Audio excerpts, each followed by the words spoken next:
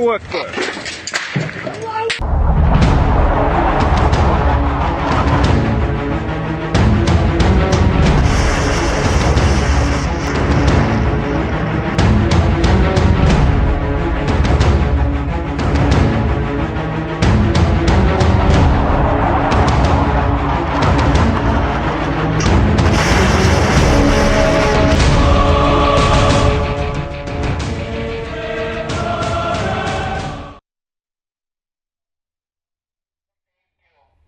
रूस यूक्रेन युद्ध 44वां दिन और ये दिन एक एक करके जिस तरह से बढ़ रहे हैं हर रोज यकीनन वो तस्वीरें आ रही हैं जो अगर मानवता की दृष्टि से देखें तो बिल्कुल ठीक नहीं है, लेकिन राष्ट्रवाद की दृष्टि से देखें तो कई सवाल भी खड़े कर रही है। नमस्कार, आपके साथ मैं हूं लावनी विनीत और आपका फिर से स्वागत है हमारे इस वॉर जोन में।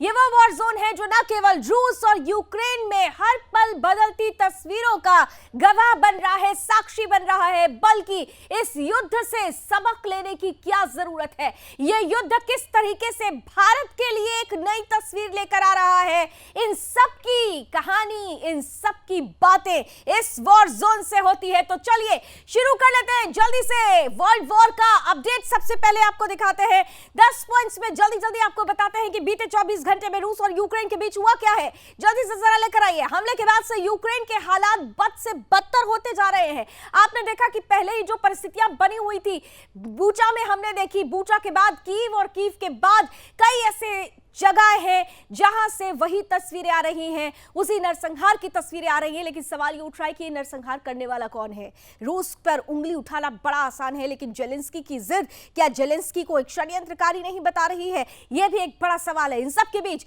यूक्रेन के इरपिन शहर में 3 दिन का कर्फ्यू लगा दिया गया है। यह वही इरपिन है जहां पर आपको बता दें कि पहली जो परिस्थिति थी रूस ने कब्जा किया, यूक्रेन ने बाद में हासिल किया, दोबारा इरपिन को रूस ने निशाना बनाना शुरू कर दिया है। इन सब के बीच कर्फ्यू के दौरान शहर में किसी को प्रवेश नहीं दिया जाएगा, यह स्पष्ट रूप से कह दिया गया है।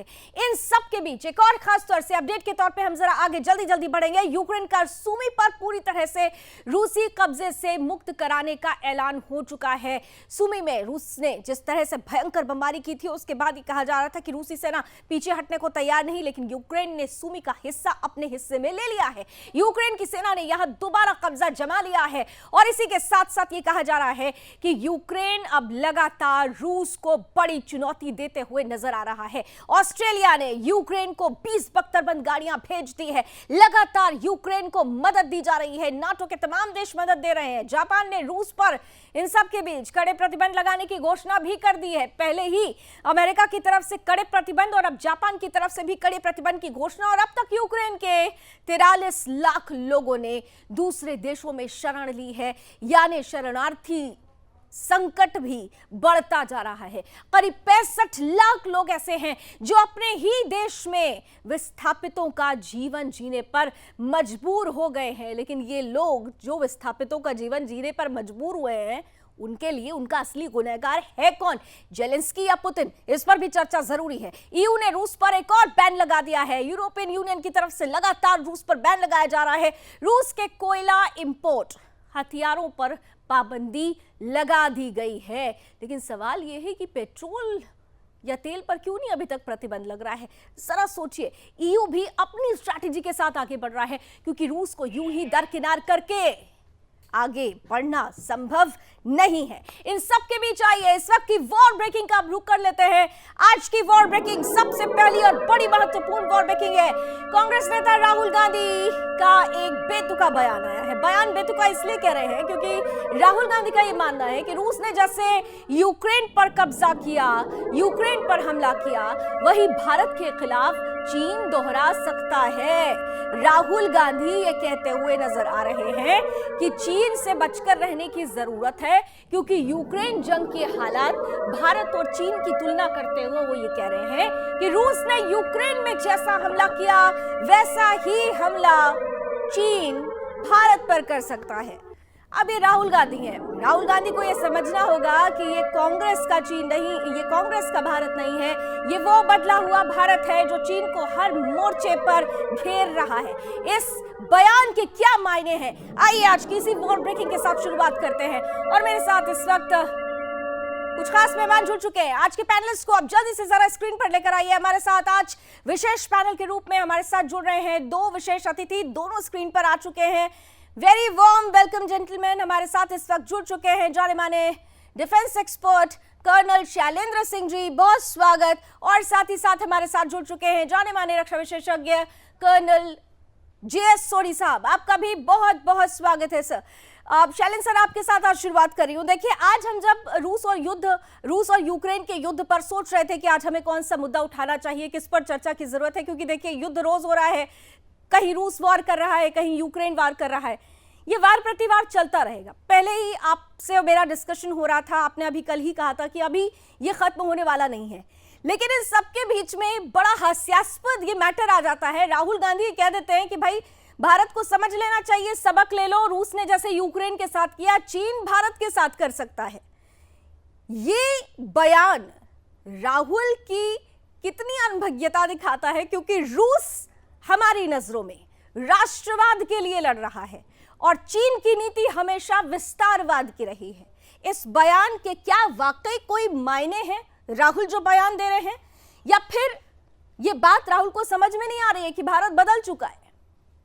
कर्नल शैलेंद्र, देखिए, पहली बात है कि राहुल गांधी हमारे सांसद हैं, कांग्रेस के बड़े लीडर माने जाते हैं, ओपोजिशन में हैं, तो उन्हें हक है, कुछ भी बोल सकते हैं। मैं चाहूंगा कि वो जरूर बोलें, लेकिन मैं ये भी चाहूंगा कि वो साथ में कुछ करें। उन्हें अब 70 साल बाद ये दिखना शुरू हो रहा है कि चाइना हमारा दोस्त नहीं है, हमारा एनिमी है। इंडियन आर्मी पिछले 3-4 साल से आपको बोलती आ रही है कि नंबर 1 एनिमी हमारा चाइना है, तब आप कुछ नहीं बोले। फिर भी मैं बड़ी जिम्मेदारी से कहता हूं कि राहुल गांधी जी, आप देर आए दुरुस्त आए। अब आप एक पीस डेलीगेशन लेकर चाइना जाइए, वहां पर कुछ बात करिए पीसफुल।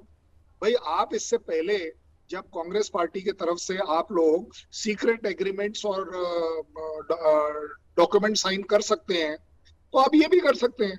देश के लिए अगर आपकी जो इच्छा शक्ति जगी है, देश के लिए आप कुछ करना चाह रहे हैं, एक पीस डेलीगेशन कांग्रेस का लेकर जाइए आप वहां, जितने भी आपके सांसद हैं उनको लेकर कि चलिए जी बैठकर हम, क्योंकि ये आपके पुराने दोस्त हैं, मैं आपको क्रिटिसाइज नहीं कर रहा हूं, मैं तो आपको वैसे बोल रहा हूं कि आपकी उनसे बातचीत ज्यादा अच्छी होगी। कोई बीजेपी या प्रेजेंट सरकार जाएगी तो शायद वो बात करें ना करें, लेकिन कर्नल शैलेंद्र, ये तो ठीक है, ये तो हम भी जानते हैं, ये तो हम जानते हैं कि राहुल का स्टैंड क्या था चाइना के लिए, लेकिन जो वो कहने की कोशिश कर रहे हैं, जो मैसेज कन्वे करने की कोशिश कर रहे हैं कि रूस ने जैसे यूक्रेन पे किया, तो मैंने यही कहा ना कि एक तरफ राष्ट्रवाद है, दूसरी तरफ विस्तारवाद है। इसके बड़े अंतर को कौन समझेगा और कौन समझाएगा? कर्नल शैलेंद्र, देखिए, ये बातें एक्चुअली राहुल गांधी जी को समझ आएंगी भी नहीं अगर हम उन्हें समझा, लेकिन यस, हम आपके माध्यम से अपने लोगों को जरूर समझा सकते हैं। राष्ट्रवाद की एक ये भी जिम्मेवारी है कि आप अपने राष्ट्र को इंटैक्ट रखें, आप वो काम करें जो आपके देश के लिए बेस्ट हो। इस समय इंडिया के लिए बेस्ट है कि हम हर एक तरह की जो यूएन में वोटिंग है उसको हम एब्सटेन करते हैं, वो हमारे को सूट करता है। ज़ेलेंस्की ना इधर के रह रहे हैं ना उधर के रह रहे हैं, वो अपने देश को क्या बचा पा रहे हैं? भाई, राष्ट्रवाद का, सरकार का ये भी कर्तव्य होता है कि मैं अपने देश की इकोनॉमी, देशवासियों की रक्षा करूं। 40 लाख लोग आपने अपने देश से निकलवा लिए, अब काय का राष्ट्रवाद रह गया आपके अंदर? मैं कहाँ इज्जत करूं राष्ट्रवाद की? चलिए, आपकी सेना लड़ रही है, कहीं 1, 2, 3 पॉकेट्स में सक्सेस भी पा रही है, but that doesn't mean it is ultimate success. वो अल्टीमेट सक्सेस नहीं है, ये आप भी जानते हैं। नहीं तो आप NATO NATO NATO, US US US क्यों चिल्लाए पड़े हैं इतने दिन से? बिल्कुल, यानी अपनी जिद, अपने पॉलिटिकल ऑब्जेक्टिव के लिए अपने ही राष्ट्र के लोगों की बलि चढ़वाई जा रही है ज़ेलेंस्की की तरफ से। ये कहना बिल्कुल गलत नहीं होने वाला है। हमारे साथ पैनल में बहुत दिनों के बाद एक बार फिर से जाने माने रक्षा विशेषज्ञ, retired wing commander Prafulla Bakshi साहब भी जुड़े हैं। प्रफुल्ल साहब, आपका भी बहुत स्वागत कर रही हूँ। बस चंद सेकंड्स में आपके पास आती हूँ। पहले JS सोनी साहब के पास जाना चाहूंगी। सोनी साहब, देखिए, बड़ा महत्वपूर्ण हो जाता है ये जो तमाम परिस्थिति बनी है। आप लोग लगातार यूक्रेन और रशिया पर बहुत सारी बातें कर रहे हैं, लेकिन अब जरूरी हो गया है कि भारत के प्रोस्पेक्ट पे इस पे बात की जाए। अगर राहुल गांधी ये कहते हैं कि रूस ने जिस तरीके से लुहांस्क और डोनेट्स्क के साथ जो किया, वही अरुणाचल और लद्दाख के साथ चाइना करने वाला है, इस बात में क्या दम नजर आता है? और अगर दम है तो भारत किस पोजीशन में है? क्या हम अभी उस जगह पे स्टैंड कर रहे हैं कि हम अपने राष्ट्रवाद को, राष्ट्र को उसी तरह से बचा पाएंगे? सोनी साहब। जय हिंद लावनी जी। जय हिंद सर। लावनी जी, जो आज राहुल गांधी जी ने बयान दिया है, इस बयान में घबराने वाली कोई बात नहीं है, क्योंकि इस बयान में कोई ताकत नहीं है। ताकत इसलिए नहीं है लावनी जी, क्योंकि हमने भारत का सिचुएशन और यूक्रेन की सिचुएशन को समझना है। यूक्रेन में रूस की सेना अंदर क्यों घुस पाई? क्योंकि यूक्रेन की सेना ने अपने बॉर्डर पे जवान तैनात नहीं किए थे। भारत के कॉन्टेक्स्ट में चीन हमारे अंदर नहीं आ सकता है जिस तरह रूस यूक्रेन के अंदर गया है, क्योंकि भारत के बॉर्डर पे भारत के जवान ड्यूटी पे हैं, उन्होंने वहां पे पोजीशन ली हुई है। तो जो राहुल जी ने बोला है कि जो रूस ने यूक्रेन के साथ किया वो चीन भारत के साथ कर सकता है, वो नामुमकिन है, वो इम्पॉसिबल है, वो कभी नहीं हो सकता, क्योंकि भारत की रणनीति, भारत की टैक्टिक्स बिल्कुल अलग है बनस्पत जो यूक्रेन ने की है। तो भारत बिल्कुल अलग है। राहुल गांधी शायद अपने समय वाला भारत सोच रहे हैं जो उनके नाना के समय का भारत था। मैं बहुत ज्यादा स्ट्रेट फॉरवर्ड बोलती हूँ, इसीलिए थोड़ा सा बदनाम भी हूँ, लेकिन मुझे खुशी होती है जब मैं सच बोलती हूँ, और सच ही हमारे राष्ट्रवाद का सबसे बड़ा आधार है। प्रफुल्ल सर, आपके पास आते हुए देखिए, बहुत दिनों के बाद आपसे मुलाकात हो रही है। रूस और यूक्रेन की परिस्थिति पर ही राहुल गांधी ने ये कह दिया है कि देखिए, चाइना जैसी सिचुएशन, चाइना ठीक वैसा ही कर सकता है जो रूस यूक्रेन के साथ कर रहा है। मैं बार बार यहाँ पर आप सभी से एक ही सवाल कर रही हूँ कि देखिए, चाइना ने हमेशा से विस्तारवाद की नीति को अपनाया। उसने जबरन कब्जा, जिसमें विस्तारवाद था, जिसमें सिर्फ अपना हित था। लेकिन रूस अगर ग्रेटर यूरेशिया का सपना देख रहा है, अगर सोवियत संघ का राष्ट्रवाद का सपना देख रहा है, तो यहां पर राहुल गांधी को उस अंतर को समझना होगा। प्रफुल्ल सर। देखिए, ऐसा है, जब हम एक पॉलिटिकल फिगर को डिस्कस करते हैं तो हमको ये पता होना चाहिए कि वो अपने पॉलिटिकल एंगल से बात कर रहा है। सबसे बड़ी बात है वो जो कह रहे हैं कि अगर चाइना कर सकता है, वो चाइना करेगा। अगर सर, इसीलिए मैंने किसी पॉलिटिकल बॉडी को आज नहीं बुलाया, आप तीनों मेहमानों को इसीलिए रखा है कि देश की जनता को जो भ्रमित करने की कोशिश हो रही है, आप लोग उसको क्लैरिफाई करें। Prafulla sir, please continue. मैं क्लैरिफाई कर रहा हूं जी, आपको सिंपल सी चीज बता रहा हूं। अगर मैं चाइना की जगह होऊंगा तो यही करूंगा। सबसे पहले अरुणाचल को कब्जा करूंगा, सबसे पहले मिजोरम वगैरह सारे जो एरिया मैं क्लेम करता हूं करूंगा। मेरी वो पॉलिसी है। आप, हमारी पॉलिसी क्या होनी चाहिए? हमारी पॉलिसी होनी चाहिए, जहां पे यूक्रेन फेल हुआ है, कि हमारे धरती के अंदर कोई घुसे ना। अब तक 50,000 स्क्वायर किलोमीटर आप चाइना को दे चुके हैं। कब से दे रहे हैं? 1947 से। ये नहीं अब होगा। अब भारत की स्थिति ऐसी मजबूत है कि चाइना 5 बार सोचेगा। यहां तक कि चाइना को अपनी जमीन हारने का अंदेशा हो रहा है। ये पर फर्क पड़ रहा है। हमको अपनी डॉक्ट्रिन को स्टडी करना होगा, हमको अपनी मिलिट्री प्रिपरेशन को स्टडी करना होगा। पॉलिटिकल फिगर जो बोलते हैं बोलते रहें, पर कोई फर्क नहीं पड़ता। मिलिट्री को फर्क नहीं पड़ना चाहिए। हमारी पॉलिसीज इतनी क्लियर होनी चाहिए कि हम, और जो पॉलिटिशियन बोलेगा, उसका काम है बोलना, रोटी है उसकी बोलना, तो वो करेगा। हमें उससे क्या मतलब? हमारे को तो ये देखना है। लावनी, आपको क्वेश्चन पूछना चाहिए, अब तक हमने इतना जमीन क्यों दी है चाइना को? किस लिए दी है? उसका क्या करेंगे? कब लेंगे वापस? ये क्वेश्चन आपको आने चाहिए हमारे लिए, तब हम आपको जवाब देंगे। तो ये सारी की सारी चीजें होंगी, पर अब नहीं हो सकता। अगर चाइना सोच रहा है वो यूक्रेन वहां पे करेगा, कि जैसे रशिया घुस रहा है यूक्रेन में, रशिया का अपना रीजन है, घुस रहा है। हम उसके रीजन को नहीं टेस्ट कर रहे। अगर उसकी पॉलिसी है वो करेगा, अगर उसकी पॉलिसी नहीं है वो नहीं करेगा। हम कौन होते हैं उसको गलत और सही बोलने वाले? हमारा काम है, हमारी जहां गलती हो रही है हम उसको देखें कि हम गलती ना करें, जो आज से 50 साल से करते आ रहे हैं, वो ना हो हमसे। इसीलिए अब आप देख लीजिए, ये अब नहीं होगा। चाइना चाहे जितना भी सोच ले, अरुणाचल का सोच ले, किसी का भी सोच ले, अब नहीं होगा। अब नहीं होगा, क्योंकि ये आज का भारत है। आज का भारत छेड़ने पर छोड़ता नहीं है कर्नल साहब। ऐसे बहुत सारी हमने बीते 8 सालों में तो कम से कम वो तस्वीरें देख ही ली हैं। लेकिन अभी जो वर्तमान में परिस्थिति है, अब एक तस्वीर, एक खबर आप लोगों ने भी देखी होगी कि बॉर्डर सिक्योरिटी फोर्स की तरफ से एक लेटर अगर होम मिनिस्ट्री को जाता है कि फ्लाइंग आवर्स में वो कमी करेंगे क्योंकि उनकी जो स्केड्यूल्ड मेंटेनेंस होती है उसमें कुछ परेशानियां आएगी। देखिए क्या ये तो हमें मानना पड़ेगा ना कि एक वेकअप अलार्म तो हमारे लिए इस युद्ध ने दे दिया है। अगर ये खबर पब्लिक डोमेन में आ चुकी है कि बॉर्डर सिक्योरिटी फोर्स ऐसा लेटर होम मिनिस्ट्री को भेज रहा है, तो निश्चित रूप से जो हमारी एनिमी है बहुत सारी चीजों को तैयार करना शुरू कर चुकी होगी। कर्नल शैलेंद्र, देखिए, जब आप बोलते हैं वेकअप कॉल, मैं बड़ी जिम्मेदारी से कहूंगा, बड़े प्राइड के साथ कहूंगा, इंडियन आर्मी नेवर स्लीप्स जी। हम कभी नहीं सो रहे होते। हम हर चीज को वॉर गेम कर रहे होते हैं, सिचुएशंस को वॉर गेम कर रहे होते हैं। हमारे बॉर्डर के आखिरी इंच तक हम अपनी डिप्लॉयमेंट रखते हैं, सर्वेलेंस में रखते हैं। हम चाइना पाकिस्तान के प्लान्स क्या हो सकते हैं उसके ऊपर डिस्कशंस करते हैं, स्ट्रेटजीज रखते हैं, टैक्टिकल प्लान्स रखते हैं ऑन ग्राउंड। सीधी सीधी बात, ये ज़ेलेंस्की साहब की तरह नहीं कि नेटो जी, हम किसका नाम ले सकते हैं कि जो हमारे लिए आएगा। बाय द वे, मेरे को पूरी दुनिया में बता दीजिए कौन किसके लिए आया। सबको अपनी लड़ाई खुद लड़नी पड़ती है। इंडियन आर्मी को ये बात क्लियर है। जहां तक प्रफुल्ल सर का पॉइंट है, राहुल गांधी का, सर आज मैं पहली बार आपको सजेस्ट करूंगा, राहुल गांधी सिर्फ पॉलिटिशियन है, सिर्फ इस वजह से कुछ भी बोल सकते हैं। भाई, आपकी देश के लिए कोई जिम्मेदारी नहीं है बोलने से पहले? आप एक बात बताइए, हमारा कोई पार्ट चाइना लेगा या नहीं लेगा, ये तो पॉलिटिकल डिस्कशन है। अगर आप पॉलिटिकली डिसाइड कर देंगे, जैसे कि हिंदी चीनी भाई भाई के टाइम पर आपने लद्दाख इलाके में जो भी जो गलत कार्रवाई हो गई, वो क्यों हो गई? क्योंकि आपने बोल दिया हिंदी चीनी भाई भाई है, आपको रीइंफोर्समेंट भेजने की जरूरत नहीं है।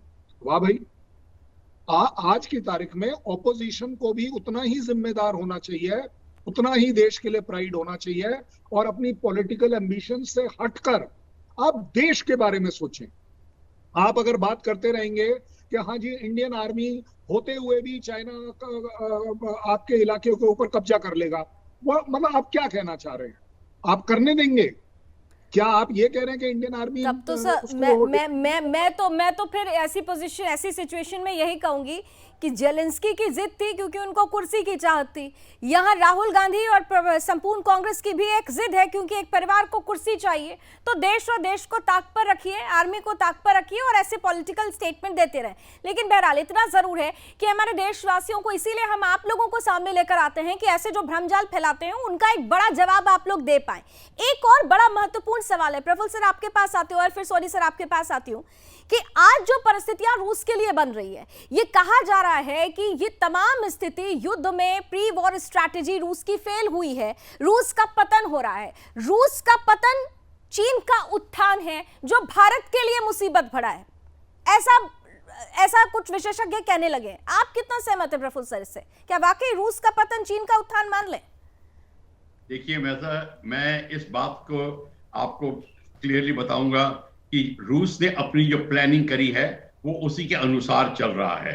आपको और बाकी विशेषज्ञों को अगर वो पतन नजर आता है तो वो उनकी अपनी सोच है। नहीं, हमें नहीं आता, हम तो राष्ट्रवाद की बात कर रहे हैं। लेकिन ऐसी अब हलचल ऐसी चल पड़ी है। आज मैं कुछ देख रही थी स्टेटमेंट्स, कुछ लोग हैं जो ये कह रहे हैं कि देखिए रूस अब अपने डाउनफॉल की तरफ जा रहा है और ये चीन के लिए बहुत फायदेमंद है।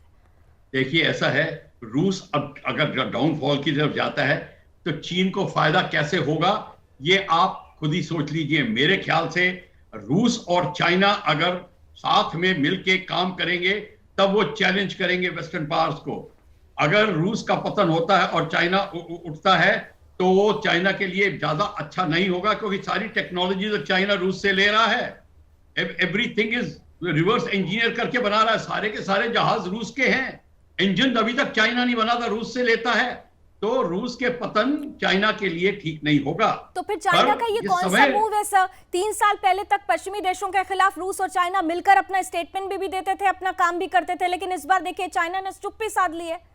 कोई किसी भी तरीके का कोई रिएक्शन नहीं। चाइना को रिएक्शन करने की जरूरत नहीं है, अभी चाइना के लिए समय नहीं आया है। ये चाइना की अपनी स्टडी है और चाइना की अपनी पॉलिसी है कि चाइना नहीं सोचता कि इतनी सीरियस चीज हो गई है कि मैं ब्लैक और व्हाइट के बीच में सेलेक्ट करूं। वो अपना मौका देख रहा है, पर जब तक चाइना अभी रूस के साथ में है, तो रूस को ये पता है एग्जैक्टली वही है, हर जगह जहां पे पॉलिटिकली मूव करना होता है चाइना उसको सपोर्ट करता है और चाइना करता रहेगा। जी लावनी जी, जब हम बच्चे थे तो एक हम कहानी सुनते थे कि दो बिल्लियां थी, वो एक रोटी के ऊपर लड़ रही थी और एक बंदर आया, उसने दोनों को बोला तुम लड़ो मत, मैं तुम्हें रोटी आधी आधी देता हूं। तो वो छोटे छोटे पीस करता रहा और दोनों बिल्लियां कहती नहीं जी हमें तो ये बड़ा पीस है छोटा पीस है, उस चक्कर में वो बंदर पूरी रोटी खा गया। चीन की वही हालत है। चीन ने जो आज रूस यूक्रेन की लड़ाई में चुप्पी साधी हुई है, वो इसलिए चुप्पी साधी हुई है क्योंकि चीन का टारगेट कुछ और है। चीन का टारगेट भारत नहीं है, चीन का टारगेट है ताइवान। चीन ने 2050 से पहले ताइवान के ऊपर कब्जा करना है। जो आज चीन रूस यूक्रेन की लड़ाई, अमेरिका की रणनीति, नाटो की रणनीति देख रहा है, वो सिर्फ ताइवान के नजरिए से देख रहा है कि जब वो ताइवान पे हमला करेगा, ताइवान को अपने देश के अंदर लेगा तो इन देशों का क्या रिस्पांस होगा। तो ये जो चुप्पी है चीन की, ये सिर्फ ताइवान के नजरिए से है और किसी नजरिए से नहीं है, सिर्फ ताइवान के नजरिए से है। चलिए, इन सबके बीच एक वॉर ब्रेकिंग आ रही है, जरा रुक कर लेते हैं अभी की वॉर ब्रेकिंग का। इस वक्त की सबसे बड़ी और अहम वॉर ब्रेकिंग आ रही है, सीधे रुक करते हैं। इस वक्त एक बड़ी वॉर ब्रेकिंग आ रही है रूस यूक्रेन युद्ध का, जिसका 44वां दिन है। अब भी बमबारी जारी है, यूक्रेन पर ताबड़तोड़ हमले किए जा रहे हैं रूस की तरफ से। रूसी सेना ने हमले तेज किए हैं, ये खबर आ रही है। रूसी सेना ने अब उन सैन्य ठिकानों पर भी हमला करना फिर से शुरू किया है जहां से कदम पीछे खींच लिए थे। यूक्रेन के डोनेट्स्क में रूस का बड़ा हमला हुआ है। यूक्रेन के डोनेट्स्क के रेलवे स्टेशन पर कई रॉकेट्स दागे गए हैं। हमले के वक्त यहां पर हजारों लोग ट्रेन का इंतजार कर रहे थे और ये खबर आ रही है कि इस मिसाइल हमले में 30 लोगों ने अपनी जान गंवा दी है। हमले लगातार जारी है रूस की तरफ से और अभी रेलवे स्टेशन के साथ साथ डोनेट्स्क के एक और हिस्से पर भी हमला हुआ है। एक और हिस्सा जहां बड़े स्टील प्लांट पर हमला किया गया है मिसाइल से। रूसी सेना लगातार मिसाइल दाग रही है यूक्रेन पर। डोनेट्स्क की कई इमारतें ध्वस्त हो गई है, यह खबर इस वक्त आ रही है। और इन सबके बीच यह तय करना अब होगा यूक्रेन को कि वो आखिर चाहता क्या है अपने लोगों के लिए। जल्दी जल्दी आप तीनों का एक एक कमेंट। कर्नल शैलेंद्र, आपके साथ शुरुआत कर रही हूं। मैंने पहले भी कहा, फिर कह रही हूं कि यूक्रेन अपनी जिद पर अड़ा है। यूक्रेन आज इस सिचुएशन पर है कि उसको समझौते के लिए आगे आना चाहिए। बावजूद इसके अगर समझौता नहीं हो पा रहा है तो कहां जाकर ये तमाम तस्वीरें रुकेगी, क्योंकि मौतें रोज हो रही हैं। कर्नल शैलेंद्र, देखिए, मैं शुरू से कहता आ रहा हूं कि यूक्रेन को पूरा हक है कि वो अपने आप को डिफेंड करे, लेकिन यूक्रेन के प्रेसिडेंट को, यूक्रेन की सरकार का ये जिम्मेदारी है कि मैं अपने यूक्रेन को बचा पाऊं। सबसे बड़ी बात यह, अब अगर आज यूक्रेन को लग रहा है कि 30 गाड़ियां आपको ऑस्ट्रेलिया ने दे दी तो अब आप रशिया का पतन कर देंगे। आप मुझे एक बात बताइए, रशिया का 10% आर्मी डिप्लॉय हुई है आपके अगेंस्ट, 90% बची हुई है। 40 दिन हमारे बाकी डिफेंस एक्सपर्ट आपको ये जरूर बताएंगे। जब हम लड़ाई की प्लानिंग करते हैं तो हम ये जरूर प्लान करते हैं छोटे से छोटे लेवल पर कि 10 दिन में क्या होगा, 20 दिन में क्या होगा, 50 दिन में क्या होगा। प्रोफेसर, अगर ये आप किस पतन की बात कर रहे हैं? जो पतन देख रहे हैं वो उनको सपना है। हार मान चुका है, तो ये कहीं ना कहीं से यूक्रेन की गलतफहमी। जल्दी से प्रोफेसर। देखिए, यूक्रेन की गलतफहमी है और जो कहते हैं कि रूस हार गया है वो गलतफहमी है। जो कर्नल शैलेंद्र बोल रहे थे ठीक बोल रहे हैं, ये अकॉर्डिंग टू प्लान चलता है। रूस की अपनी प्लानिंग है, वो कब क्या हासिल करे। और दूसरा मैं आपको क्लियरली बता दूं, जब रेलवे स्टेशन पे अटैक हुआ तो रेलवे स्टेशन पे अगर मैं अटैक कर चुका हूं और मुझे पता है रेलवे स्टेशन पे अटैक करते हैं मिलिट्री टारगेट पे, अगर वहां टैंक्स लोड हो रहे हैं, ट्रूप ट्रेन्स जा रही हैं, उस पे अटैक होता है। कोलैटरल डैमेज में अगर सिविलियंस हलाक होते हैं यानी तो ये कहीं ना कहीं से यूक्रेन प्रोपेगेंडा वॉर भी खेल रहा है। जीएस सोनी साहब, लास्ट कमेंट जल्दी से। बिल्कुल लावनी जी, यूक्रेन की पूरी प्रोपेगेंडा वॉर है क्योंकि जितनी बड़ी आईटी कंपनियां हैं सब यूरोप या अमेरिका में स्थित हैं। अमेरिका चाहता है कि ये लड़ाई लंबी से लंबी चले क्योंकि उससे अमेरिका को दो निजी फायदे हैं। एक, रोज रूस का 20 बिलियन यूएस डॉलर पैसा खर्च हो रहा है, और दूसरा अमेरिका के हथियार की सेल बहुत बढ़ रही है। मैं आपका ध्यान लेके जाना चाहूंगा कि दुनिया की 10 सबसे बड़ी हथियार बनाने वाली कंपनियों वो में अमेरिका की ही है, और इसीलिए देखिए सारा खेल, इसीलिए तो हम बार बार कह रहे हैं कि अमेरिका, दरअसल ये युद्ध रूस और यूक्रेन के बीच नहीं, ये युद्ध दरअसल रूस और अमेरिका के बीच हो रहा है। अमेरिका ने तो यूक्रेन को बस अपनी कठपुतली बना दिया है, और यूक्रेन का वो राष्ट्रपति जो कभी कॉमेडियन रहा, अपनी जिद के लिए यूक्रेन के लोगों को ही पूरी तरह से बली कर रहा है उनकी। थैंक यू सो मच आप सभी का, आपने समय दिया। हम जुड़ते रहेंगे शाम 6 बजे, क्योंकि वॉर जोन में हम हर रोज मिलेंगे उन पहलुओं पर बात करने के लिए जो रूस और यूक्रेन के युद्ध के बीच में बदलते दौर में यकीनन हर रोज नई तस्वीर लेकर आ रही है। लेकिन इन तस्वीरों ने भारत के लिए क्या कुछ सोच रखा है, भारत के बदलते परिवेश के लिए हमें कितने तैयार होने की जरूरत है, इस पर भी चर्चा जारी रहेगी। फिलहाल वॉर जोन से अभी बस इतना ही। देश और दुनिया की तमाम खबरों के लिए आप जुड़े रहिए सुदर्शन न्यूज के साथ। जय हिंद।